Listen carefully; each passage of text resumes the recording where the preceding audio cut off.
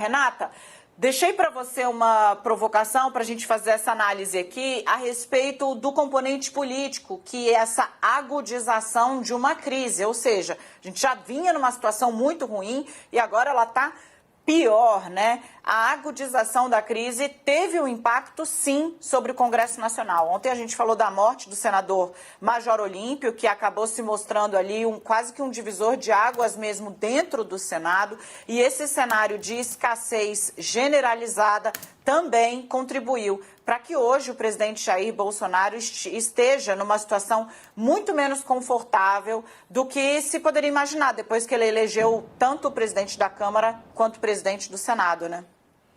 Boa tarde, Dânia, Glória, boa tarde a todos. É um clima muito ruim. Agora há pouco, antes da gente começar o jornal, um senador me classificava dessa forma. Há uma perda de paciência generalizada, um clima muito ruim.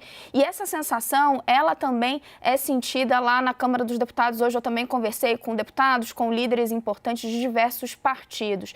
Não só pelo momento em que vivemos, porque aí todo mundo para pensar, né, o que deixou de ser feito para a gente estar vivendo agora, um ano depois da pandemia, esse pior momento, com números trágicos e sinalizações de que não vivemos, que o pior ainda não ficou para trás. Então, há um questionamento sobre os erros cometidos até agora, mas principalmente porque depois de muita pressão, não só do Congresso, mas também do Supremo e principalmente de auxiliares próximos do presidente, nas últimas semanas, nos últimos dias, um movimento que culminou com a troca do ministro da Saúde. Mesmo depois de tudo isso, o presidente segue com o mesmo discurso. Um líder me disse exatamente isso: olha, depois de tudo que a gente viu, depois de tudo que estamos vivendo, ele segue com a mesma cantilena.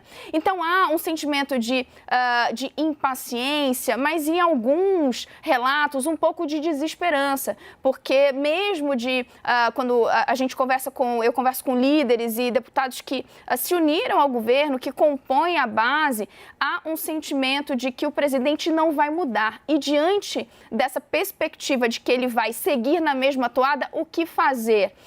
De certa forma, Dani e Glória, me parece que hoje o que alguns importantes líderes do Congresso estão sinalizando é um pouco o que a gente comentava sobre o que trouxe a pesquisa Datafolha, em que 56% dos entrevistados olhavam o presidente e enxergavam ele incapaz de liderar. É um pouco isso o que a gente sente nessas conversas aqui em Brasília.